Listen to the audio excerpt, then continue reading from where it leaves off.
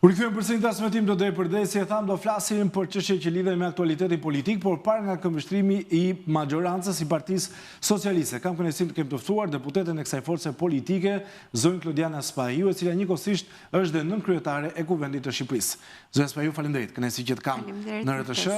Dua të hap me një çështje të rëndësishme që i prek të gjithë, prek buxheti i vitit 2026. Në vijat e përgjithshme çfarë parashikon? Padyshim që këto ditë në Kuvendin e Shqipërisë, në çdo komision, po diskutohet buxheti për vitin 2026 dhe besoj që është nga temat më të rëndësishme që diskutohet në Kuvend dhe interesi i qytetarëve është shumë i lartë. Është diskutuar në parim në pjesën më të madhe të komisioneve, na ka mbetur vetëm Komisioni i Shëndetësisë që e diskuton nesër në parim. Unë kam qenë prezent në fakt në disa prej tyre në Komisionin e Jashtëm, ku patëm një pasqyrim dje nga Ministria e Jashtme, dhe padyshim që rëndësia më e madhe është ajo çfarë presin qytetarët nga ky buxhet i vitit 2026. Mendoj që është për ne, për Partinë Socialiste, është ndër buxhetet më të rëndësishme ndër vite kur janë diskutuar, sepse mendoj që vjen një moment kur duke patur një planifikim të mirë, ti arrin të mbështesësh të gjitha shtresat e shoqërisë. Dhe ky është momenti që ne duhet pranojmë që kemi mbështetur shtresat që janë pikërisht më në nevojë, kemi mbështetur pensionistët në këtë buxhet, kemi mbështetur të gjithë kategorinë e punonjësve me pagën minimale, siç ju e dini, por jo vetëm, se kemi mbështetur edhe shtresën e mesme, ku ka patur një rritje të pagave, po përveç rritjes pagave... Paga minimale sa do rritet? Kemi një pagë minimale që shkon deri në 500.000 lekë dhe kjo është rritje e konsiderueshme. Kjo pagë minimale do të vi duke u rritur në vitet e ardhshme, duke shkuar në fund të mandatit në 700.000 lekë. Në qoftë se do të fokusohemi pak te paga minimale dhe rikthehemi ndër vite, unë kujtoj të paktën në vitin 2017 ka qenë një përpjekje shumë e madhe e jona për të rritur pagën minimale dhe ka qenë vështirësi e madhe nga biznesi. Pra ne duhet, kur rrisim pagën minimale, padyshim që ajo çfarë përfaqëson pagën që kanë nënpunësit e shtetit është e siguruar nga shteti, por nuk duhet harrojmë që ne duhet të kemi edhe një mbështetje për biznesin, pra kur ti i rrit pagën minimale... Te biznesi shkon kosto, ja. Patjetër, dhe ne kemi patur seanca dëgjimore të shumta me biznesin edhe më përpara, ku vështirësia nuk qëndron vetëm në rritjen e pagës, po vështirësia qëndron padyshim në pagesën e kontributit shëndetësor dhe kontributit shoqëror. Prandaj krahas rritjes pagës minimale edhe për sektorin privat, është menduar një zgjidhje për to, ku të paktën 9 muajt e parë është mbuluar nga qeveria shqiptare siguracioni që ato duhet paguajnë për punonjësit. Dhe mendoj që ky është një hap pozitiv, që ti kur rrit pagën, kur do të favorizosh një shtresë që është në nevojë, që është pikërisht kjo shtresë, do mendosh edhe për shtresën tjetër që është biznesi. Pra ne nuk duhet godasim biznesin me rritjen e pagës, po duhet gjejmë një të mesme që t'i mbështesim të dyja.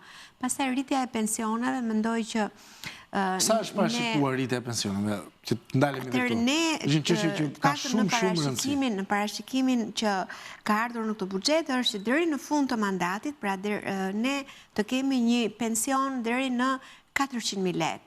Në qoftë se aktualisht ne kemi një pension të plot 270.000 lekë, rritja do të jetë çdo vit derisa të arrijmë në 400.000 lekë në fund të mandatit. Ky është një zotim i mbajtur ndaj kategorisë ndoshta që ka patur pritshmëri shumë të lartë nga Partia Socialiste dhe me të drejtë vendimi i qeverisë për të mbështetur këtë shtresë ka qenë më i drejti. Është gjetur një zgjidhje, sepse vështirësia qëndron dhe në faktin që ju e dini tashmë që numri i pensionistëve është rritur shumë nga viti në vit dhe ka rritur afërsisht në 780.000 pensionistë dhe nuk duhet harrojmë asnjëherë që në çdo vit kur bëhet llogaria e shtimit numrit pensionistëve, ne duhet të mendojmë që edhe buxheti që është për këtë shtresë duhet të rritet.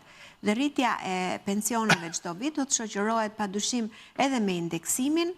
Pra nuk do jetë vetëm rritje e përvitshme, padyshim që nuk duhet harrojmë që ato kanë dhe bonusin e fundvitit që nuk llogaritet në këtë rritje, po do të fokusohem pak edhe tek pagat e shtresës së mesme, do të thoja, për gjithë punonjësit e tjerë, ku do të ketë indeksim, por për punonjësit e shëndetësisë, përveç rritjes do të ketë edhe pagesën e vjetërsisë së punës. Pra është një risi kjo? Po, patjetër. Po, patjetër. Ndalemi pak në detajet e kjo? Pra, në qoftë se ne kemi një rritje pagash, do të llogaritet edhe vjetërsia e punës në sektorin e shëndetësisë, pra në qoftë se është llogaritur në sektorë të tjera do jetë edhe për sektorin e shëndetësisë. Ka shkuar afërsisht në 1.700.000 lekë të vjetra paga për mjekun e spitalit, pra kur bëhet fjalë për mjekun specialist, dhe shkon afërsisht në 1.400.000 lekë të vjetra paga për mjekun e familjes. Dhe shkon afërsisht në 850.000 lekë të vjetra paga për infermierët.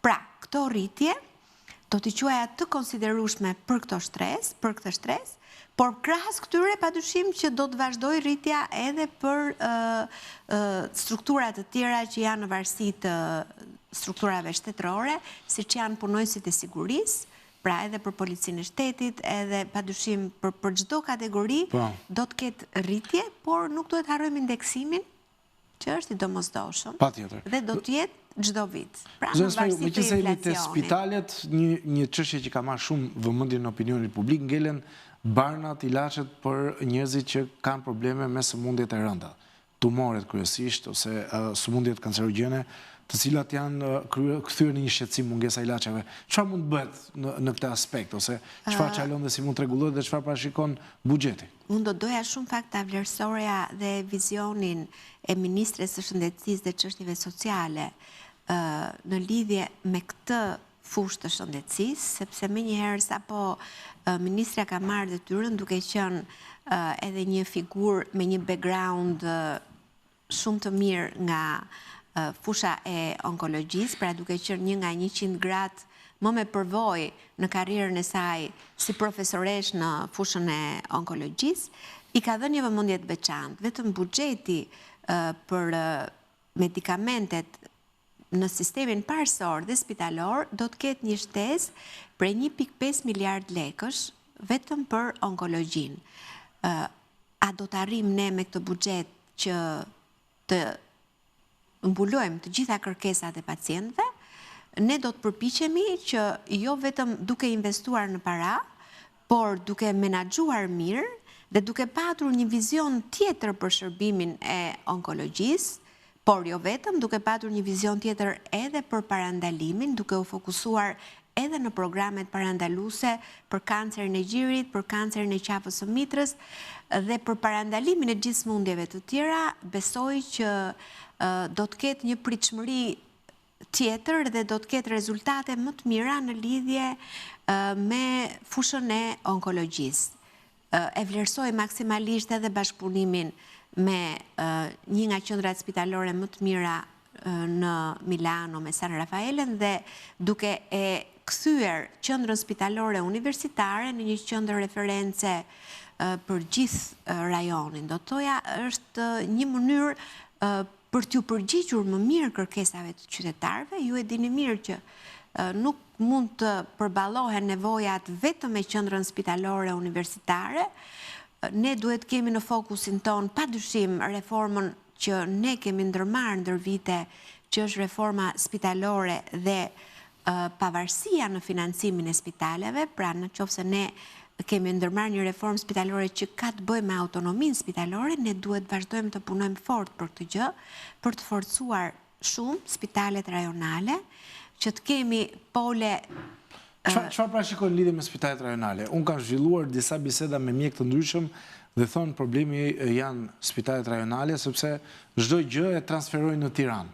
Dhe statistikat janë atje sipas tyre gjithmonë. E kam bisedë me mjekët. Po, pikërisht autonomia financiare spitalore do të bëjë të mundur që jo vetëm të ketë një mirë menaxhim, por të ketë edhe një kërkesë llogarie ndryshe, sepse në qoftë se ti menaxhon një spital, do ta menaxhosh jo vetëm nga ana financiare, por edhe nga të gjitha pritshmëritë që ti ke dhe nga rezultatet e punës në atë spital, ku bëhet fjalë për një menaxhim më të mirë në lidhje me diagnozat që do të trajtohen në një spital të caktuar rajonal dhe mbi të gjitha do të bëhet fjalë për zgjidhje që do të marrin qytetarët në atë spital rajonal, jo duke shkuar drejt qendrës spitalore universitare, sepse ka një vizion tjetër ajo reformë, pra ti do kesh përgjegjësimë si institucion me një autonomi financiare për të gjithë shërbimet që ti ofron.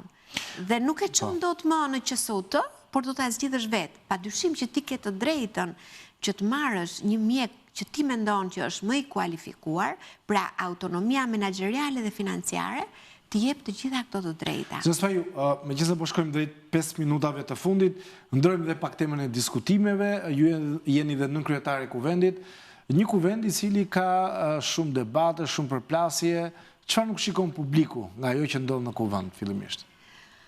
Shiko, është e vërtet që është e polarizuar politika shqiptare, por ajo që ne duhet të kërkojmë nga njëri tjetri, është qasja e re në lidhje me atë detyrim shumë të madh që ka kuvendi dhe me atë detyrim të madh që kanë 140 deputetët e kuvendit të Shqipërisë.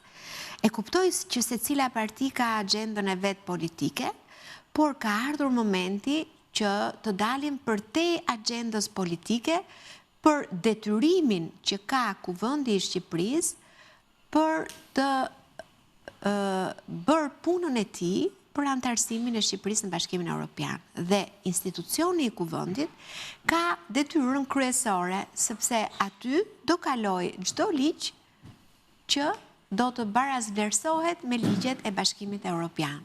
Dhe kjo punë, në fakt, i takon këtyre 140 deputetëve, nuk duhet i ndajmë më sipas forcave politike që përfaqësojnë, por duhet secili të angazhohet për ta kryer këtë detyrë në kohën e dur, siç pati angazhimin qeveria për të bërë punën maksimale që brenda një viti të hapen të gjithë kapitujt dhe për pak ditë të hapet dhe kapitulli i fundit, ashtu tani ne duhet të intensifikojmë punën tonë. Dy reforma, se duhet dalem të dy reforma të rëndësishme, reforma territoriale dhe ajo zgjedhore. Nëse nuk do keni dakordsinë e opozitës për reformën territoriale, do ta kryeni të vetëm? Zgjedhore ndoshta kërkon më shumë afate kohore. Në informacionin që kam sot ka patur një mbledhje të parë të reformës territoriale. Komisioni i posaçëm. Të Komisionit posaçëm të reformës territoriale. Nuk mendoj që nuk do të kemi bashkëpunim, sepse qëllimi që u votua dhe ishte një votim unanim, tregon që ne duam t'i çojmë përpara këto dy reforma.